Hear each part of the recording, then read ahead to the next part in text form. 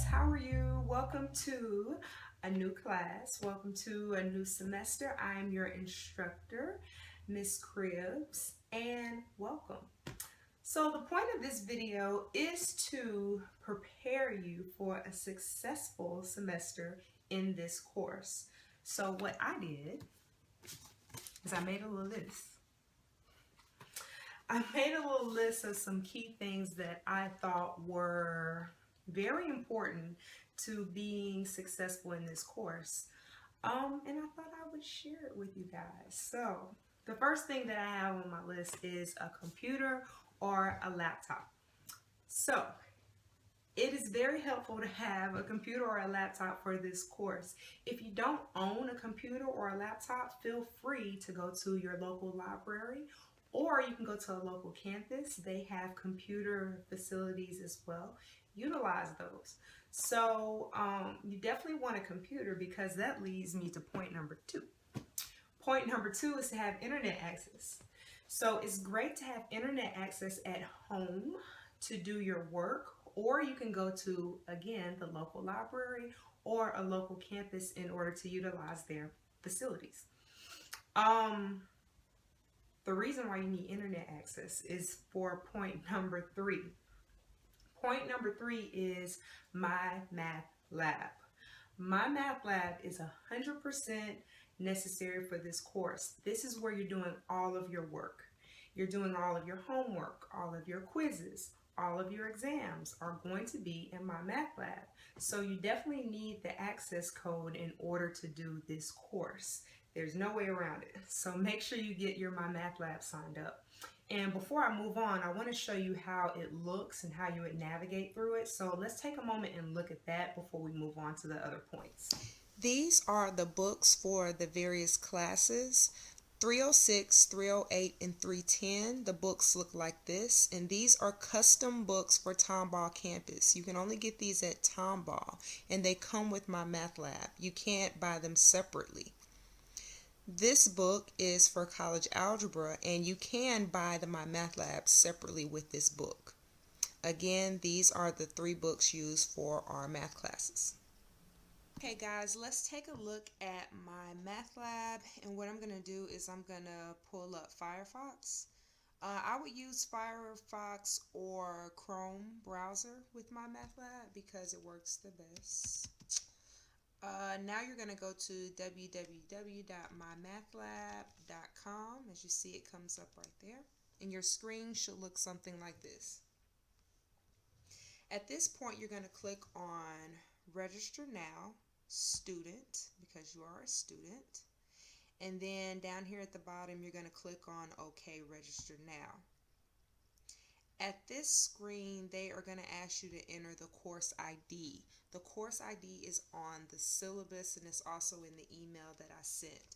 So the one that I'm entering on the screen may not necessarily be the one that you use. So make sure you check your email or your syllabus to make sure you're using the correct course ID. Then you're going to click on Continue. At this point, you can either log on to your MyMathLab account if you already have one. If you don't have one, you're going to create. So if you click on Create, this is where you enter your email address and you create a username and a password, and you enter your name. Make sure you put your real name here because this is how I know that it's you. And you would click on create an account at the bottom, but I'm not going to do that because I already have an account. I'm just going to log into the one that I already have. Now once you create an account or you log in, you're going to get to a screen that looks like this. Now on this screen you have options. You can either pay for the MyMathLab.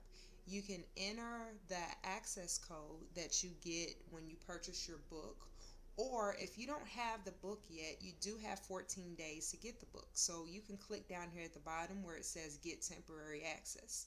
So I'm going to click on get temporary access. It says, are you sure? Okay, when you click on yes, it'll take you to a screen that says this right here, and then you just click on go to course. Now when you go to the course, it will look like this when you log in from now on. So it'll tell you how many days you have left in your temporary access. Or if you didn't use it, if you just went ahead and purchased it, you won't even see this box. But you click on here to get into the class. And then you have everything you need. So on the first page, I have announcements. And the announcements right now just tell you when the final exam is going to be. And the syllabus is going to be right here on this tab. The third tab is your homework. If you click on homework, this is where you're going to do all your assignments. When you click on homework, you're going to see that there are 4 assignments up already for you to try, and you just click on each one of those to do those homework assignments. Another area that you want to be familiar with is the quizzes and the tests. So if you're taking an online course, your quizzes and tests are also going to be online. So as you see there, up here at the top, it says Cribs online quiz number 1. And this quiz is already available. It's due on June the 12th, as you see over here.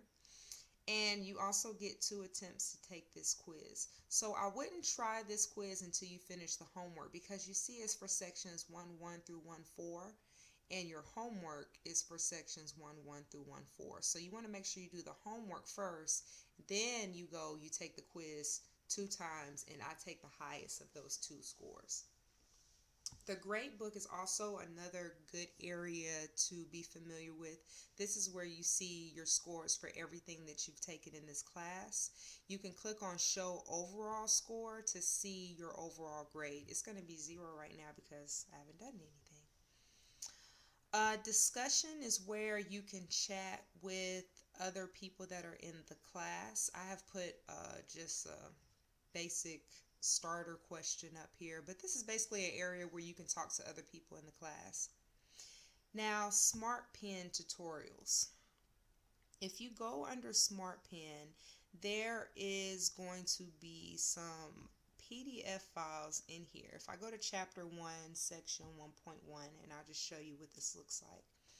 If you click on this assignment, it is going to give you a PDF that tells you how to do the work in 1.1. So let's say you go and you look at this assignment and you're like, okay, I have no idea how to do this. So what you can do is, I'm going to download this. We're going to open this in PDF.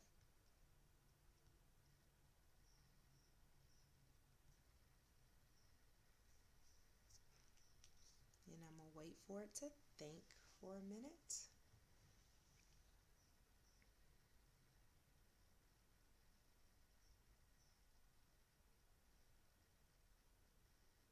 And the PDF comes up like this right here. You do need the latest version of Adobe in order to run this, but it comes up like this when you download the file and open it.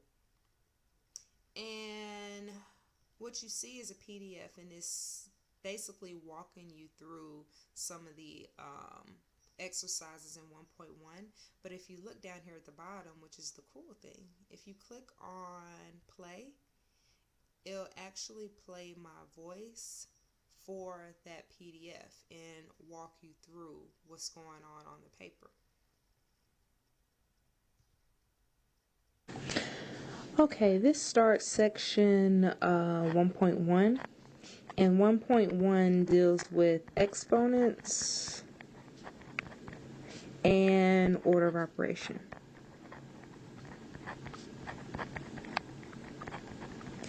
The first couple of problems in section 1.1 deals with the basic notation for exponential. So this right here, 3 raised to the 4th power, is called exponential notation. The 3 represents the base times 5. And the directions will say write this in exponential notation. So you don't want 16 times 8. If you wrote this in a vertical form like this, this gives you 80. Okay, notice how I was able to jump around on the paper. So you can go to any section and repeat it over and over again, or you can fast forward. If you already know how to do something, you can go ahead of where I'm talking on the video and it'll just skip to that section. So this is a good source to kind of learn the material. I just want to show you that, so I'm going to close out of this. Well, I'm actually going to leave it up and just go back. So these are all, as you see, they're numbered by the section, so you can check that out to actually learn the material. If you don't like that, you can go to Media Library.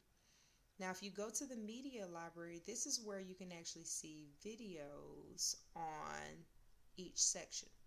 So if I select chapter 1 and I go to the section that we're doing, which is section 1.1, you see how it says 1.A, 1.B? We're not doing that. We're doing section 1.1. So you go down to 1.1 and then you click on videos. There's other resources here as well, but I'm going to click on videos and click on find now.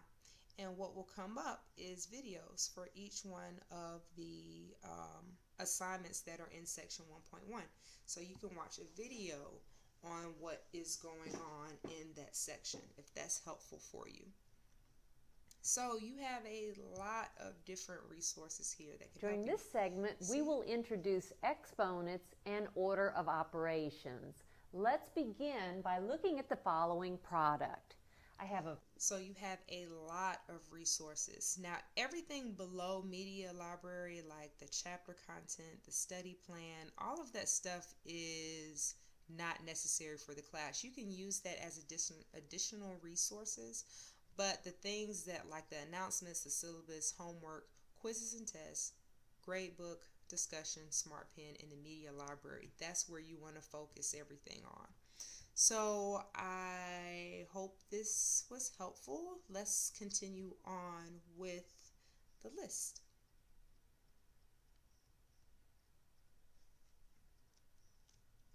So computer, laptop, internet access, MyMathLab. Point number 4 is your student email address. You need to make sure that you are always checking your student email address.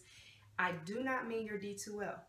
D2L and your student email are two different things. So to make sure you're going to the right place, let me go ahead and show you how to get there.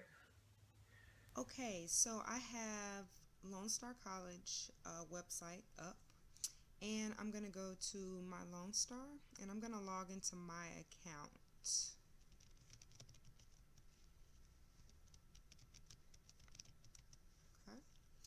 Once you log on into your account, your student email will be on the home page. So it's thinking about it and thinking and thinking. So this is what the home screen looks like. Now if you scroll all the way down, so when you log into your account, down here at the bottom it'll say student email. And so if you click on student email, a box will come up, and this is how you get to your email address. Option number 5, or not option number 5, what? Point number 5. Point number 5 is not necessarily mandatory, but it's very helpful. I'm trying this new app. The app is called Remind. I don't have my phone with me right now, but I have a phone, but not the phone that I need. So in order to show you how Remind looks, I'm just going to show you on the next screen. So let's bring over the next screen. Okay, I had mentioned the Remind app. So in order to get the notifications for Remind, you're going to open up a text message and you're going to go in the To section, and the number that you put in there is 81010. So 81010, and then in the message section, I'm going to put the code that the instructor gives you. So this is just a code that I'm making up, so it may not be the code for your class. So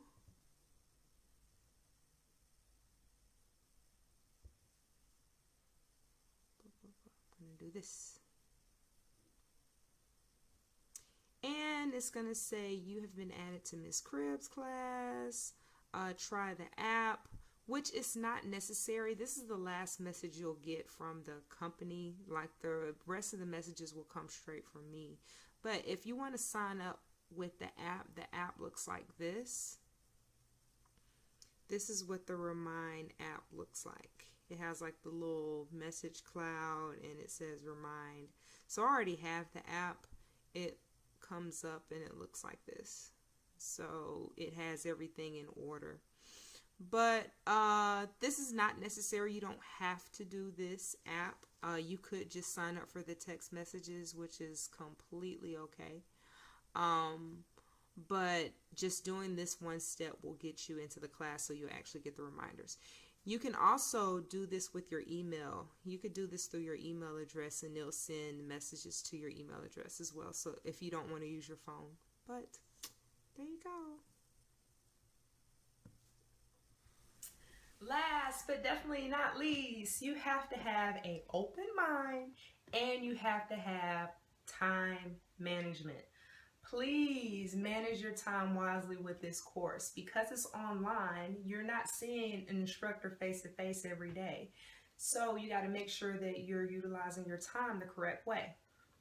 My suggestion is that you pick 2 or 3 days out of the week and say, hey, these 2 days are the days that I'm going to dedicate to this class. On Tuesday and Thursday from 5 to 7 p.m. I'm working on this math course. I promise you that will help you keep everything in order. Treat the class treat the class as if it's a job. Act like you're getting paid for it. So this will help you make sure that you get your work done. So even if it's Monday, Wednesday, Friday, I don't know, from 12 p.m. to 2 p.m., I'm not sure. Pick a time and say, hey, this is when I'm going to work on this course and I'm going to get it done. And I promise you, it'll help you. And also have an open mind. Make sure you have an open mind about learning new things and also about getting through the course. You definitely don't want to be like, oh, this math class, oh. Don't do that. Just say, hey, I just got something I need to do. I'm going to do it and get it done. If you have any questions about anything, you can always contact me through my email, or you can text me, or you can call me. Any of those things work. So that is my list. I don't have anything else on my list. I'm sure other things will come up through the semester. So make sure that you're checking your student email address. I showed you how to get there. Make sure you're always checking your student email address, and if you sign up for that app or you sign up for the Remind, you'll get the text messages as well. So you'll always have updates for the class and information about the course. So if you have any questions, leave them below, or you can email me and I'll be here to help. So good luck with the course, and I'll see you next time.